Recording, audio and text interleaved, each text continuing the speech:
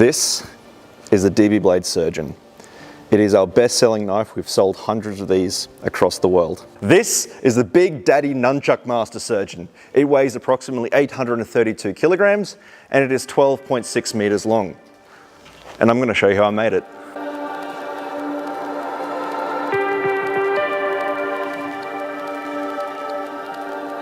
Good day, ladies and gentlemen, boys and girls. So I usually start off these nightmare build videos with, this is crazy, I've never done this before, yada yada yada. But in this case, we're gonna be letting our inner Michaelcthulhu shine a little bit. I've been doing a lot of CNC work recently, and while CNC work is fun, that much time behind a computer sort of breaks my soul down a little bit. So we're gonna be doing the exact opposite of that, and we're gonna be grinding on this giant 1.5 meter sheet of 1055 and making quite possibly the world's largest neck knife. Purely because I can. I don't have any customers waiting on this. I don't have a show coming up. I just want to do it because I want to do it. So this should be interesting.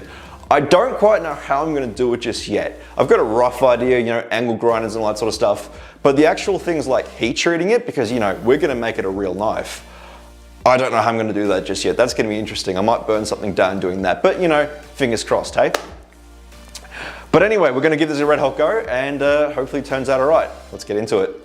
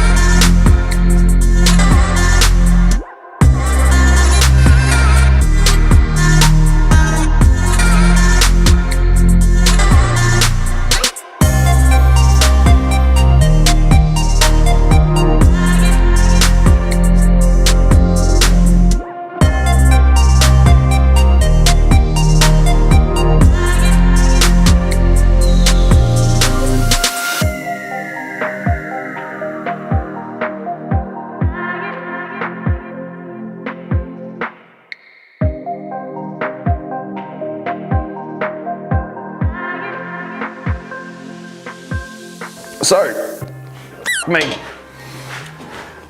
we've gotten to this point. We've cleaned up the inside relatively well, and now we're going to try and clean up this outside curve. Now, my original plan was to just hack it away at it with the flap disc on the angle grinder and do it up that way.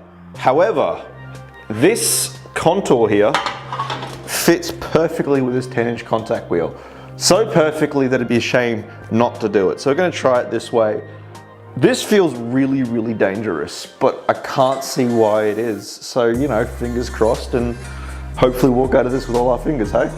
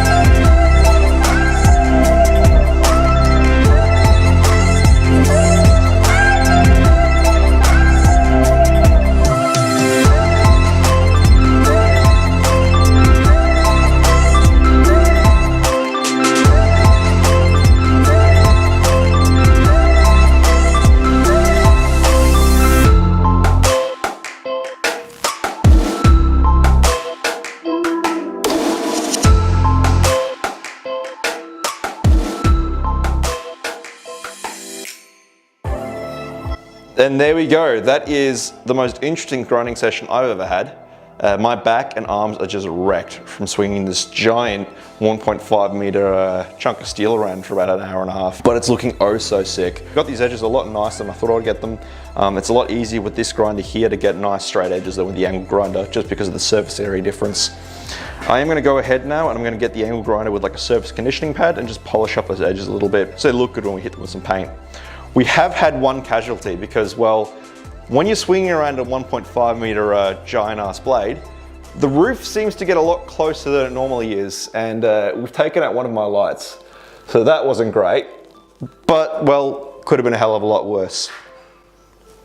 And can't wait to get this thing finished up. I'm going to go ahead and start processing this now, and then we can start thinking about how we're going to get a bevel cut in there.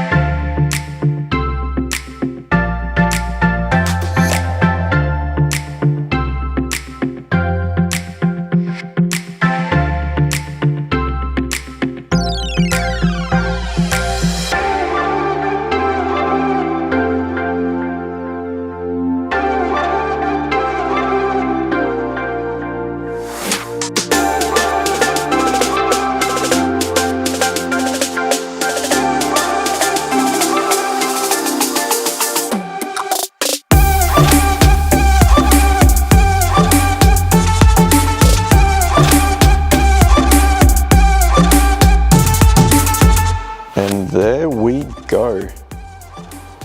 All nicely cleaned up. I've rounded off all the edges, taken off any of the burrs. I want to take this to knife shows when I eventually can. So I don't want there to be any sharp edges where someone can hurt themselves on there. Now, one issue we do have, if you look at this thing, it might be kind of hard to see on camera, but it is so fucking warped it's not even funny. So what we're going to do is we're going to bend this puppy straight. Now, normally this would be real easy. If you put it in an arbor press, tweak it straight, not a problem. That's not really going to work for right now. So we're going to use the trusty big bendy jig. This is essentially a piece of metal, weld a shifter in the end, and that gives us all the leverage we need to straighten some shit out.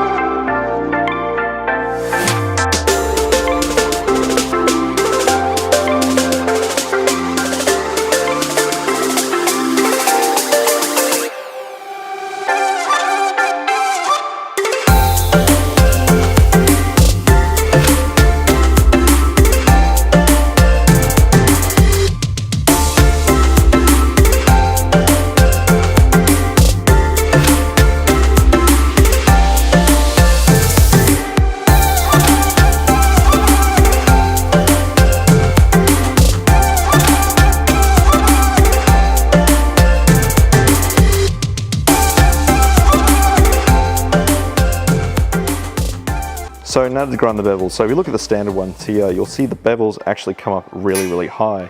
So on this knife, the bevel would come up here if it was going to do a 1-to-1 scale. However, because the metal isn't all that thick for the size of it, I can't start a taper all the way up here and end it here and have an edge here that's going to be even remotely strong. So we're going to have our edge come from about there, and I'll sort of convex it in. That's going to mean it's much, much stronger edge. So when we go to smash something, it's not going to just crumble on us.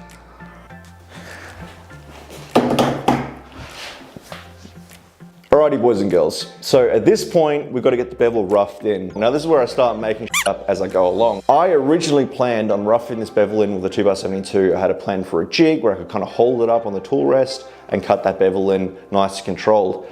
But after working with this thing, that sounds like a really, really bad idea. I can imagine a scenario where this thing breaks a belt, skips up into my face, or I drop it on my foot, take off a toe. Really, really bad. Now, while that would be funny for a YouTube video, I very much like having my feet and my general body parts intact.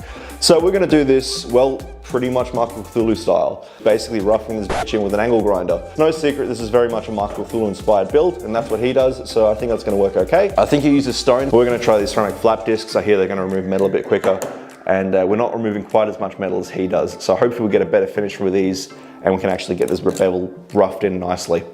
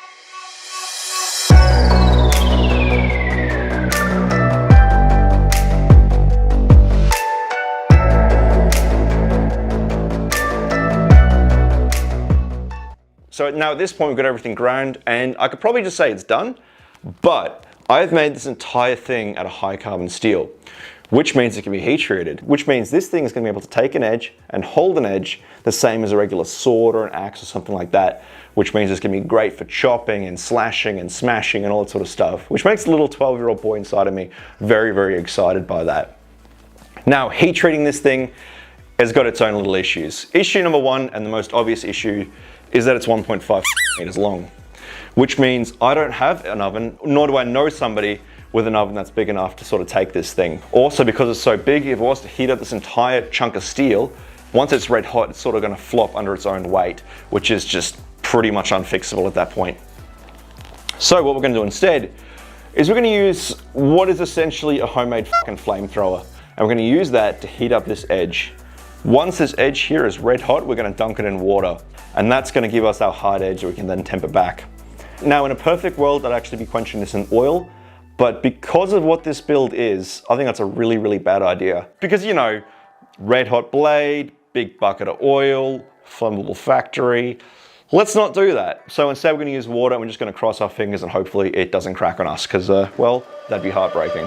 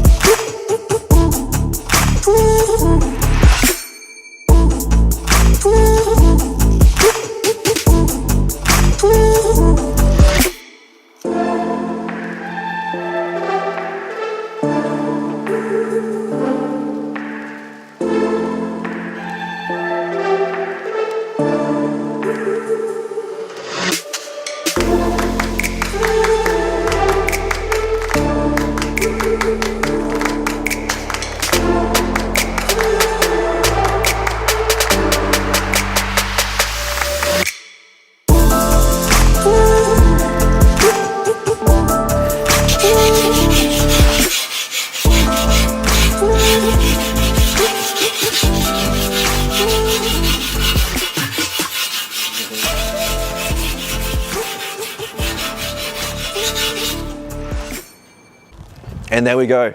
The Big Daddy Surgeon is done. In comparison, this is the original Surgeon. This is 10.3 times bigger exactly. Now, the heat treat on this one is, let's just say, questionable. I think we've just got to kind of live with it. We're kind of limited with the actual technology we're using.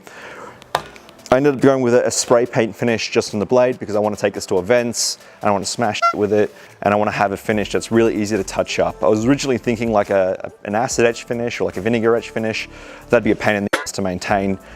In this case, if I fuck up, all I gotta do is rattle can it again and it's gonna look brand new. So yeah, that's the video, guys. Hope you enjoyed it, and let's start smashing some shit.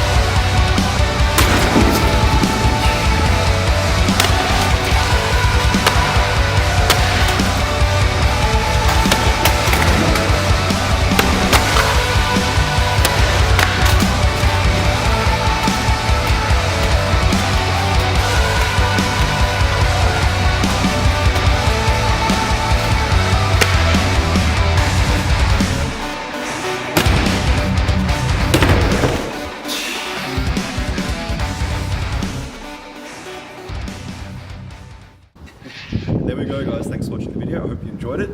Please like, subscribe, share, all that good stuff, and I'll see you in the next video.